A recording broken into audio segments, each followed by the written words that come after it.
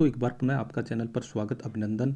अर्थशास्त्र में गणित के प्रयोग की सीरीज में एक नया वीडियो। आज की इस वीडियो के अंदर हम मैथमेटिकल अप्रोच के माध्यम से किस प्रकार से जो कॉस्ट मिनिमम पॉइंट है वो कैसे प्राप्त किया जाता है उस पर चर्चा करेंगे। इससे पूर्व की वीडियो में हमने डिफरेंशियल के माध्यम से किस प्रकार से एक अधिकतमकरण और न्यूनतमकरण यानी मैक्सिमाइजेशन या मिनिमाइजेशन बिंदु पॉइंट है वो किस प्रकार से प्राप्त किया जाता है, उसकी कौन कौन सी शर्तें हैं, कंडीशन हैं, उन पर चर्चा की। आज न्यूमेरिकल के माध्यम से हम एवरेज कॉस्ट के मिनिमम पॉइंट या कॉस्ट के मिनिमम पॉइंट को किस प्रकार से प्राप्त कर सकते हैं उस पर चर्चा करते हैं। तो आज की वीडियो में निम्न बिंदु होने वाले हैं। सबसे पहले आज की वीडियो में हम कॉस्ट के बारे में चर्चा करेंगे। कॉस्ट का विस्तृत वीडियो है वो आप माइक्रो इकोनॉमिक्स की जो प्लेलिस्ट है उसमें जाकर देख सकते हो। यहाँ हम केवल मैथमेटिकल अप्रोच के माध्यम से ही समझेंगे, इसलिए ज़्यादा विस्तृत रूप से हम कॉस्ट के बारे में चर्चा नहीं करेंगे। सेकंड पॉइंट पर हम बात करेंगे एवरेज कॉस्ट और मार्जिनल कॉस्ट को मैथमेटिकल अप्रोच के माध्यम से किस प्रकार से प्राप्त किया जा सकता है। और तीसरा बिंदु हमारा होने वाला है कि औसत लागत एवरेज कॉस्ट का जो मिनिमम पॉइंट है वो कैसे प्राप्त किया जा सकता है, और इसको हम अवकलन के द्वारा यानी चौथा जो बिंदु हमारा रहेगा, अवकलन के द्वारा लागत के जो न्यूनतमकरण बिंदु को है वो कैसे प्राप्त किया जा सकता है। साथियों, अवकलन से संबंधित रूल का वीडियो मैंने डाल दिया है। इस वीडियो को देखने से पहले आप अवकलन के जो नियम का जो वीडियो है वो आवश्यक रूप से देखिएगा ताकि इसको समझने में ज़्यादा आसानी हो। उसके बाद प्रथम क्रम और द्वितीय क्रम, फर्स्ट ऑर्डर और सेकंड ऑर्डर के जो डिफरेंशियल है उसका वो क्या होते हैं, उसका किस प्रकार से यूज होगा उस पर चर्चा करेंगे। होता क्या है, इससे पूर्व की वीडियो में हमने इसकी विस्तृत रूप से चर्चा की है। और महत्वपूर्ण बात, छठा हमारा बिंदु रहेगा जो गणितीय प्रश्न है जो परीक्षाओं में किस प्रकार से पूछे जाते हैं उस पर भी आज की वीडियो के अंदर हम चर्चा करेंगे। तो चलते हैं वन बाई वन, एक एक बिंदु पर हम बात करेंगे। सबसे पहले आपको पता है लागत क्या है, कॉस्ट क्या है। यानी लागत जो टोटल कॉस्ट टीसी, कुल लागत को हम दो भागों में बांटते हैं, एक परिवर्तनशील लागत जिसको वेरिएबल कॉस्ट कहते हैं और दूसरा हम बात करते हैं स्थिर लागत। उन दोनों का योग कुल लागत अल्पकाल की स्थिति है। विस्तृत वीडियो आप व्यष्टि अर्थशास्त्र की प्लेलिस्ट में जाकर देख सकते हो। मुख्य रूप से हम शॉर्ट रूप में बात करें तो किसी वस्तु को बनाने में जो खर्चा आता है वो कुल लागत है। तो यहाँ टीसी का जो फंक्शनल रूप होगा टीसी फलन क्यू, क्यू क्या है, उत्पादन है, क्वांटिटी है, ठीक है। उसके बाद हम बात करें औसत लागत की, एवरेज कॉस्ट की। एवरेज कॉस्ट को प्रति इकाई लागत बोलते हैं, यानी एक इकाई को बनाने पर कितना खर्चा आ रहा है उसको। इसका अगर एसी को हम प्राप्त करेंगे तो कैसे प्राप्त करेंगे, जो हमारी टोटल कॉस्ट है, कुल लागत है, उसमें क्यू यानी क्वांटिटी, कितना हमने उत्पादन किया, प्रोडक्शन किया, उसका उससे डिवाइड करेंगे तो हमें औसत लागत प्राप्त होगी। मतलब क्या होगा कि एक वस्तु को बनाने में कितना जो खर्चा आ रहा है वो हमारा औसत लागत होगा। ये तो आपको पता ही है, AC बराबर TC अपॉन क्यू। उसके बाद सीमांत लागत, मार्जिनल कॉस्ट। सीमांत की बहुत बार चर्चाएं करते हैं अपन, हम सीमांत उपयोगिता में करते हैं, सीमांत आय में करते हैं। तो यहाँ मार्जिनल कॉस्ट क्या होगा, हम एक और अतिरिक्त इकाई बनाते हैं तो उसकी टोटल लागत में एक अतिरिक्त इकाई और हम उत्पादित कर रहे हैं तो टोटल कॉस्ट में क्या परिवर्तन हो रहा है वो हमारा क्या होगा, सीमांत होगा। साथियों, सीमांत लागत हमेशा, सीमांत क्या होता है, कुल के परिवर्तन को दर्शाता है। एक प्रकार से हम देखें कुल का ये ढाल होता है, स्लोप होता है। यहाँ फॉर्मूला रूप में आप देखिएगा, परिवर्तन को हम यहाँ अवकलन के माध्यम से प्राप्त करते हैं। अवकलन से संबंधित वीडियो हमने पूर्व में चर्चा की है। जब हम कुल का अवकलन करते हैं तो हमें मार्जिनल प्राप्त होता है। तो यहाँ टीसी का, टोटल कॉस्ट का हम क्यू के सापेक्ष परिवर्तन कर रहे हैं, यहाँ अवकलन कर रहे हैं तो हमारा मार्जिनल कॉस्ट होगा। इसका मतलब अवकलन के माध्यम से, डेरिवेटिव के माध्यम से हम सीमांत लागत को प्राप्त करते हैं। तो यहाँ हमने दो दिखे, कुल लागत से औसत लागत कैसे निकालते हैं तो हम क्यू से डिवाइड करेंगे, और सीमांत लागत कैसे निकालते हैं तो क्यू के सापेक्ष हम क्या करेंगे, उसका अवकलन करेंगे, डेरिवेशन करेंगे तो हमें अवकलन प्राप्त होता है यानी सीमांत लागत प्राप्त होती है। यहाँ गणितीय मेथड के माध्यम से किस प्रकार से इसको निकालते हैं, जैसा कि आप एग्जाम्पल में देख रहे हो, TC बराबर Q square plus 3Q plus 50।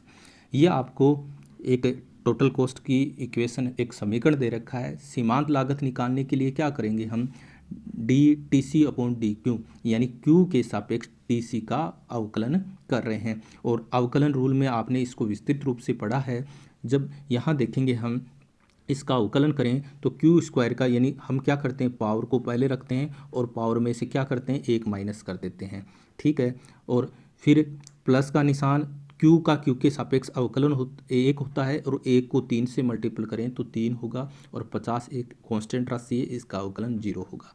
तो इस प्रकार हमारा अवकलन होगा 2q + 3, ये हमारा अवकलन होगा, ठीक है। ये प्राप्त हुआ है, मतलब ये हमारा सीमांत लागत हमें प्राप्त हो गया है। तो सीमांत लागत को इस प्रकार प्राप्त करते हैं। अगर AC की बात करें तो इस q² + 3q + 50 में q से डिवाइड करेंगे तो हमारा क्या प्राप्त होगा, AC किस प्रकार से प्राप्त होगा, तो q² में भी q से डिवाइड कर रहे हैं, 3q/q और 50/q। तो यहाँ ये q² में q से डिवाइड किया गया तो q बच गया, यहाँ 3 बच गया और यहाँ बच गया 50/q। तो ये हमारा AC प्राप्त होगा। साथियों, AC न्यूनतम कब होगा, ये हमारा सबसे इम्पोर्टेंट आज का कंसेप्ट है। और जब हमने इससे पूर्व की वीडियो में इस बात की भली भांति चर्चा की है, जब हम अधिकतम का बिंदु प्राप्त करते हैं या न्यूनतम का बिंदु प्राप्त करते हैं तो हम जिसको न्यूनतम प्राप्त कर रहे हैं, जिसका न्यूनतम बिंदु प्राप्त कर रहे हैं उसका अवकलन करते हैं और उसके 0 के बराबर लेते हैं। और 0 के बराबर क्यों लेते हैं उसकी हमने भी पूर्व की वीडियो में चर्चा की, क्योंकि इस प्रकार ये हमारा AC वक्र है और ये मिनिमम पॉइंट है। तो इस मिनिमम पॉइंट पर हम स्लोप को देखें तो स्लोप कितना है, बिल्कुल इसके समानांतर है, इसका मतलब यहाँ इसका ढाल कितना है, 0 है। इसलिए इस परिवर्तन को, ढाल ही तो क्या दर्शाता है, अवकलन के माध्यम से हम इसको प्राप्त करते हैं, इसलिए इसको किसके बराबर ले रहे हैं, 0 के बराबर ले रहे हैं। और 0 के बराबर लेकर हम इसका जो मिनिमम पॉइंट है वो प्राप्त करते हैं। इसका मतलब एक स्थिति और बनती है यहाँ कि ये मिनिमम पॉइंट है AC का और इस मिनिमम पॉइंट पर ही सीमांत लागत उसको काटती है, तो इसको न्यूनतम बोल दो, या फिर इसी बिंदु पर क्या होता है, सीमांत लागत है वो किसके बराबर होती है, औसत लागत के बराबर होती है इस पॉइंट पर, क्योंकि एक दूसरे को यहाँ काट रहे हैं, इसका मतलब यहाँ एक दूसरे के ये दोनों बराबर है। मैथमेटिकल तरीके से भी इसको समझेंगे हम। फिलहाल हमने यहाँ AC की बात की, AC किस प्रकार से प्राप्त होता है, सीमांत लागत किस प्रकार से प्राप्त होता है, उसको गणितीय तरीके से भी हमने समझा। और फिर हमने बात की AC न्यूनतम कब होगा, तो AC न्यूनतम बिंदु के लिए उसका अवकलन करते हैं और 0 के बराबर लेते हैं। चूँकि न्यूनतम बिंदु पर सीमांत लागत वक्र उसे नीचे से काटता है, इसका मतलब उस पॉइंट पर दोनों एक दूसरे के बराबर भी होते हैं, इसलिए इसको MC = AC भी लिख सकते हैं, ठीक है। अब ये स्थिति आप डायग्राम के माध्यम से देखा कि AC बढ़ता है तब क्या स्थिति होती है, AC घटता है तब क्या स्थिति होती है, और AC मिनिमम होता है तब क्या स्थिति होती है।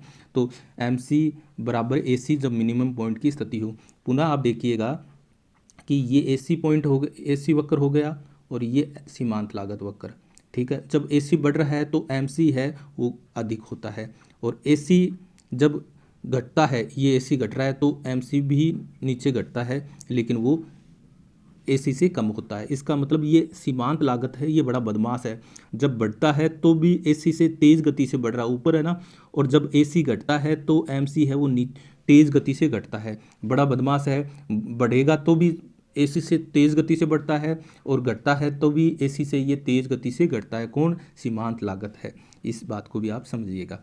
अब हम आगे इसका, हमने पिछले वीडियो में फर्स्ट ऑर्डर कंडीशन प्रथम क्रम के अवकलज के बारे में बात की थी, उसमें हमने अधिकतमकरण की भी बात की थी, न्यूनतमकरण की बात की थी, है ना, मिनिमाइजेशन की बात की थी, मैक्सिमाइजेशन की बात की थी। आज के वीडियो में हम मिनिमाइजेशन की बात कर रहे हैं, और किसका करते हैं, हम कोस्ट का करते हैं, कोस्ट को हम न्यूनतम करने का प्रयास करते हैं। और प्रथम क्रम के अवकलन में हम क्या करते हैं कि उसका अवकलन करके उसको 0 के बराबर लेते हैं। और 0 के बराबर क्यों लेते हैं, क्योंकि मैंने बताया कि मिनिमम पॉइंट पर जो स्लोप होता है वो 0 के बराबर होता है। इससे पहले देखें तो औसत लागत घटती है और इसके बाद देखें तो औसत लागत क्या होती है, बढ़ती है। पुनः डायग्राम में देखिएगा कि ये औसत लागत वक्र का है, ये मिनिमम पॉइंट है। इससे पहले देखें तो औसत लागत घट रही है और इसके बाद देखें तो वो क्या हो रही है, बढ़ रही है। तो ये पॉइंट जो ये मिनिमम पॉइंट वाला है उस पर ये 0 है, ठीक है। द्वितीय क्रम की शर्त क्या दर्शा रही है कि उसके बाद ये बता रही है कि वास्तव में ये मिनिमम पॉइंट है या नहीं है, कहीं अधिकतम लागत का बिंदु तो नहीं आ गया है।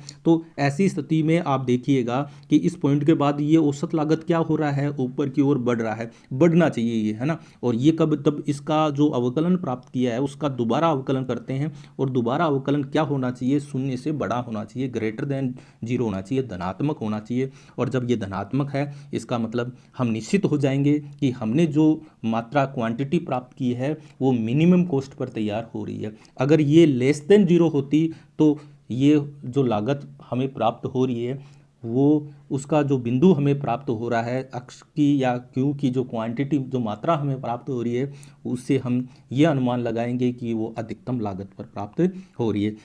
तो यहाँ AC है वो न्यूनतम है, अर्थात यहाँ AC का ढाल क्या है, शून्य है। ढाल या परिवर्तन ज्ञात करने के लिए हम प्रथम क्रम का क्या करते हैं, अवकलन करते हैं। और इस बिंदु पर हमने ये भी देखा कि औसत लागत है वो सीमांत लागत के बराबर होती है। अब द्वितीय क्रम का जिसकी हमने यहाँ चर्चा कर दी और उससे ये पता लगाते हैं कि वास्तव में ये मिनिमम कॉस्ट का बिंदु है और वो हमारा क्या होना चाहिए, पॉजिटिव होना चाहिए। ये आप एक एग्जाम्पल देख रहे हो कि यहाँ TC दे रखी है और TC से हम आप AC कैसे निकालोगे, हमने पूर्व में चर्चा की कि उसको Q से डिवाइड करेंगे और आप प्रत्येक को डिवाइड कर लो, है ना। प्रत्येक को 0.02 Q की पावर 3 को अगर Q से डिवाइड करेंगे तो एक पावर कट जाएगी तो कितना बच जाएगा, Q² बच जाएगा। और यहाँ अगले वाले में 0.6 Q² में Q से डिवाइड करेंगे तो कितना बच जाएगा, एक Q कट जाएगा तो ये बच जाएगा।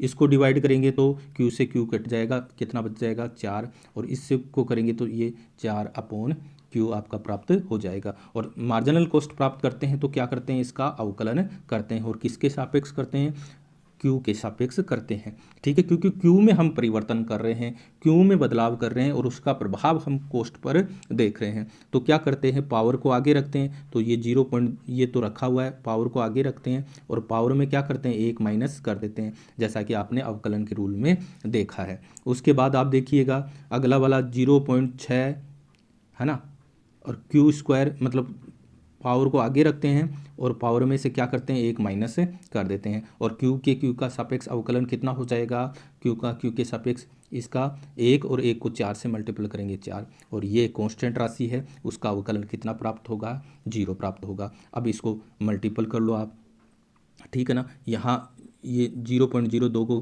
3 से मल्टीपल किया, ये आया। 3 में से 1 पावर घटाई तो कितनी बच गई, 2 बच गई। इसको इससे मल्टीपल किया 1.2 आ गया और 2 पावर में से 1 पावर घटी तो ये बच गया। तो इस प्रकार हम एवरेज कॉस्ट और मार्जिनल कॉस्ट को प्राप्त कर सकते हैं। आगे प्रश्न देखिएगा, यहाँ कुल लागत आपको दे रखी है C बराबर 1/25 x² + 3x + 50। यहाँ आपको औसत लागत और मार्जिनल कॉस्ट है, सीमांत लागत दोनों प्राप्त करनी है और वो बिंदु भी बताना है जहाँ औसत लागत एवरेज कॉस्ट न्यूनतम है। किसकी न्यूनतम बिंदु की बात कर रहा है, एवरेज कॉस्ट की बात कर रहा है। तो साथियों एवरेज कॉस्ट की न्यूनतम बिंदु को हम 2 तरीके से ज्ञात कर सकते हैं। एक तो AC का हम अवकलन करके शून्य के बराबर लें और दूसरा उस न्यूनतम बिंदु पर हमने देखा एवरेज कॉस्ट और मार्जिनल कॉस्ट है वो एक दूसरे के बराबर होती है। तो हम AC और MC जो हमने प्राप्त किया उसको बराबर लेकर भी उसको प्राप्त कर सकते हैं। तो सबसे पहले हमने यहाँ एवरेज कॉस्ट को प्राप्त कर लिया, कैसे, TC/X। यहाँ x दे रखा है तो ये इस प्रकार से इस पूरे में x से डिवाइड करेंगे तो यहाँ x² से 1 x कट गया, ये बच गया, x से x कट गया, 3 बच गया और 50/x। और सीमांत लागत को हमने ये देखा है निकालना आता है अवकलन के रूल से। पावर को आगे रखते हैं, 2 पावर आगे रख दिया और 2 पावर में से 1 पावर घटा दिया तो कितनी पावर बचेगी, 1 बचेगी। और x के सापेक्ष अवकलन कितना होगा, 1, और 1 को 3 से मल्टीपल करेंगे तो कितना आएगा, 3 आएगा। और 50 एक कांस्टेंट राशि है, उसका अवकलन 0 होता है। औसत लागत न्यूनतम के लिए हमने देखा कि औसत लागत का अवकलन करेंगे और उसको शून्य के बराबर करेंगे। तो औसत लागत का समीकरण कौन सा है, ये समीकरण है। तो अवकलन कीजिएगा तो करते हैं इसका, x के सापेक्ष अवकलन कितना होता है, 1 होता है तो कितना बचेगा, 1/25 बचेगा, है ना। और 3 एक कांस्टेंट राशि हो गई यहाँ, तो इसका अवकलन कितना हो गया, 0 हो गया। अब हो गया आपका 50/x। तो इसको 50/x को कैसे लिखेंगे, 50 और x को ऊपर ले आएंगे तो x की पावर -1 हो जाएगी, x की पावर -1 हो जाएगी। अब इसका अवकलन करते हैं, इसको हमने ऐसे लिख दिया। तो पावर को आगे लिखते हैं तो पावर कितनी है, -1, ये प्लस को हम माइनस लिख दिया, ठीक है, -1। और 50 है ही, 50 को ऐसा कैसा लिख दिया और पावर में से क्या करते हैं, 1 माइनस कर देते हैं। तो -1 तो पावर है ही और -1 और कर देते हैं तो ये कितना हो जाएगा, 1/25। और ये कितना हो जाएगा, -1 × 50 तो माइनस का 50। और x की पावर कितनी हो जाएगी, -1 और -1 कितनी हो जाएगी, -2। और इस -2 को वापस नीचे ले जाएंगे x की पावर को तो कितना हो जाएगा, ये प्लस की x की पावर 2 हो जाएगी। तो ये हमें प्राप्त हुआ ऐसा। अब इसको शून्य के बराबर ले रहे हैं और तो माइनस वाला इधर ले जाएंगे तो क्या हो जाएगा, ये प्लस में 50x² और x, अब यहाँ क्रॉस गुणा होंगे ना, तो x² को 1 से गुणा किया तो x² और 25 को 50 से मल्टीपल किया तो ये 1250 और यहाँ इसका अंडर निकाला है तो अंडर निकालेंगे तो इसका मान इतना प्राप्त होगा। इस प्रकार हमने यहाँ x की मात्रा प्राप्त की। इस मात्रा पर जो हमारी औसत लागत है वो न्यूनतम होगी। अब ये स्थिति हम किस प्रकार से जानें कि वास्तव में x की जो हमने क्वांटिटी प्राप्त की है उस पर जो औसत लागत प्राप्त हो रही है वो मिनिमम प्राप्त हो रही है, कहीं अधिकतम तो प्राप्त नहीं हो रही है। इसके लिए हम क्या करते हैं, इसका द्वितीय क्रम का अवकलन करते हैं, दोबारा अवकलन करते हैं। और दोबारा अवकलन क्या करते हैं कि औसत लागत का d² AC बटे dx² दोबारा अवकलन करते हैं और जो अवकलन करते हैं वो धनात्मक आना चाहिए। तो ये हमने अवकलन प्राप्त किया था, इसका एक बार और अवकलन करें तो 1/25 तो एक कांस्टेंट राशि है, इसका तो अवकलन 0 हो जाएगा, लेकिन -50/x²।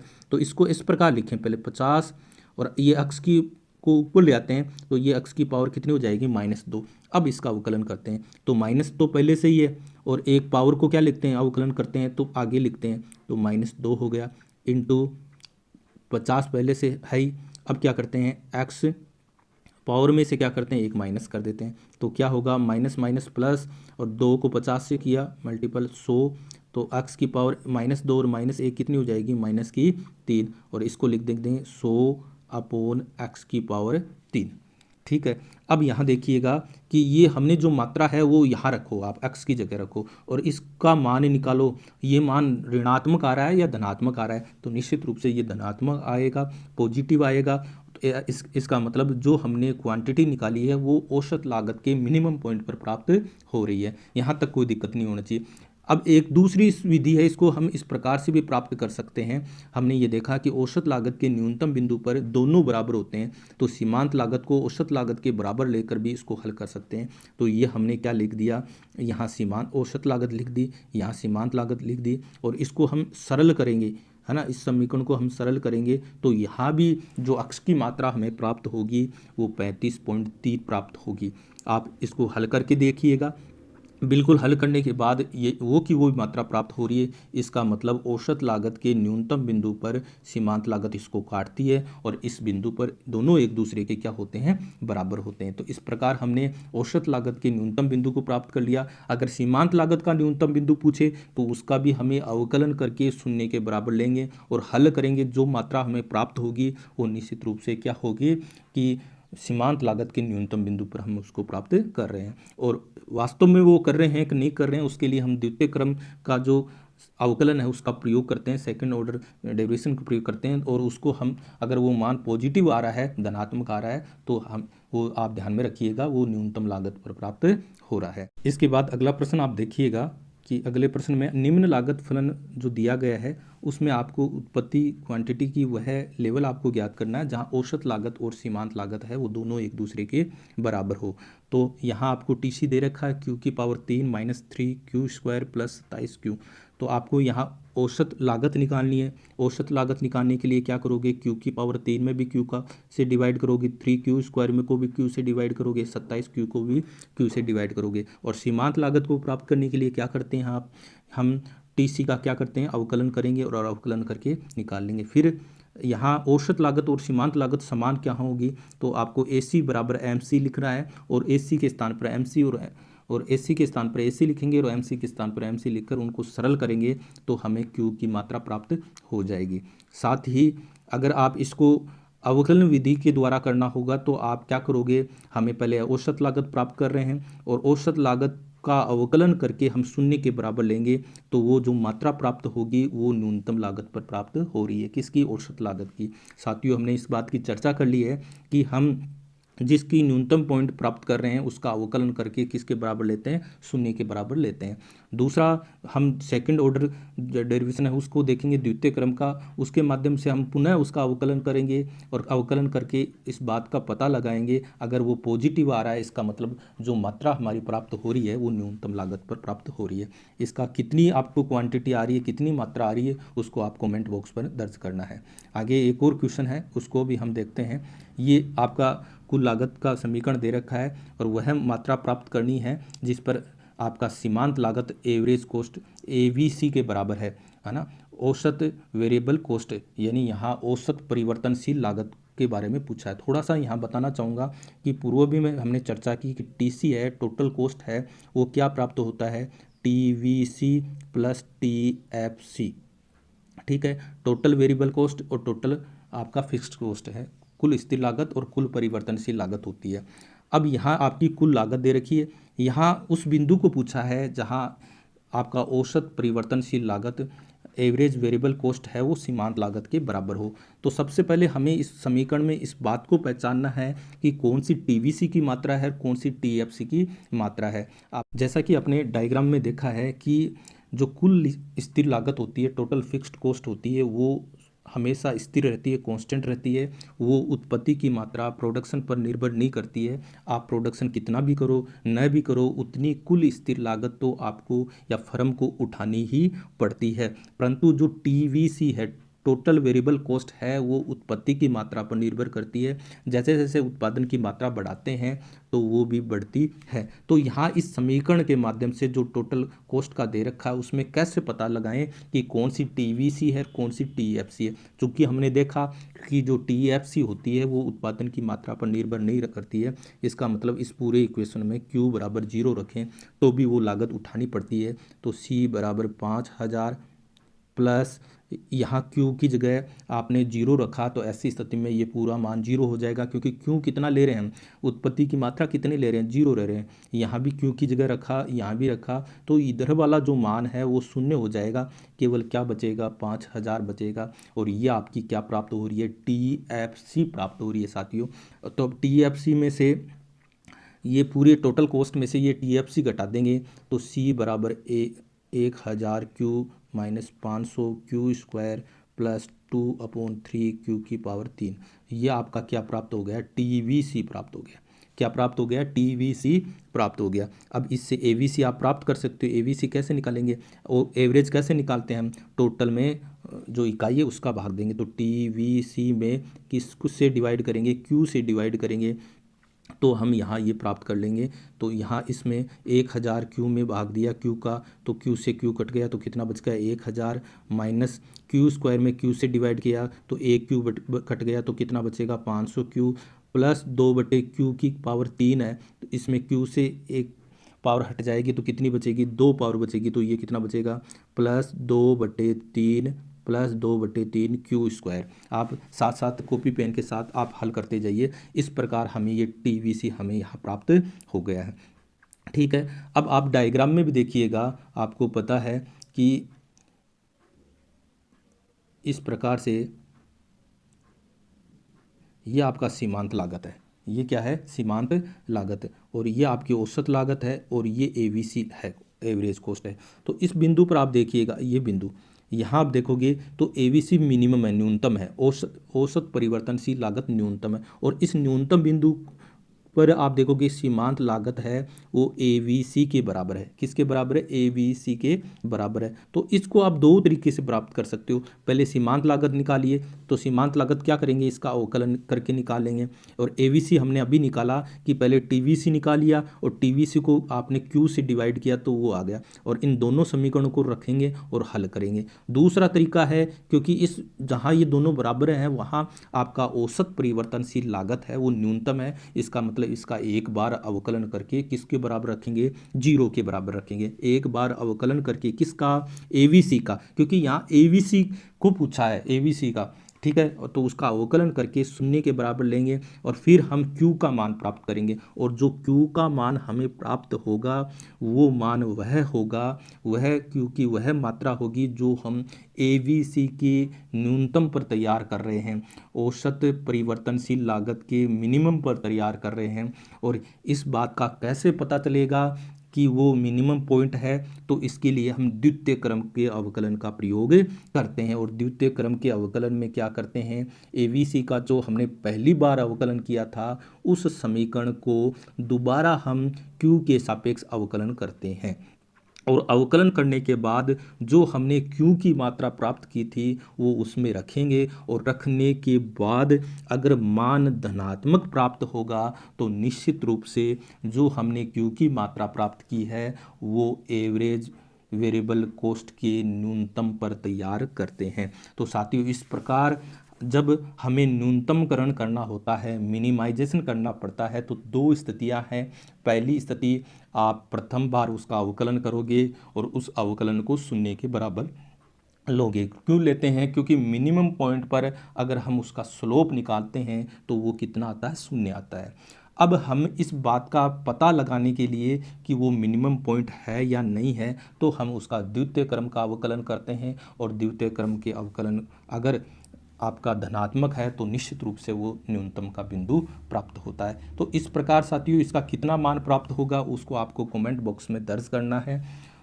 आज की इस वीडियो के अंदर हम न्यूनतमकरण की बात की है। नेक्स्ट वीडियो जो हमारा आएगा उसमें अधिकतमकरण की बात करेंगे, क्योंकि अर्थशास्त्र में कई बार हम अधिकतमकरण की, मैक्सिमाइजेशन की बात करते हैं। जैसे हम प्रॉफिट की बात करें, लाभ की बात करें, तो उसमें अधिकतमकरण की बात करते हैं। तो उसको हम न्यूमेरिकल के माध्यम से, गणितीय मेथड के माध्यम से किस प्रकार से प्राप्त करते हैं, उसकी नेक्स्ट वीडियो पर चर्चा करेंगे। आपको वीडियो किस प्रकार से लगा? अगर अच्छा लगा तो लाइक कीजिएगा, और जिन साथियों ने अभी तक चैनल को सब्सक्राइब नहीं किया वो आवश्यक रूप से सब्सक्राइब कीजिए। बिल्कुल, आज के लिए बस इतना ही। धन्यवाद।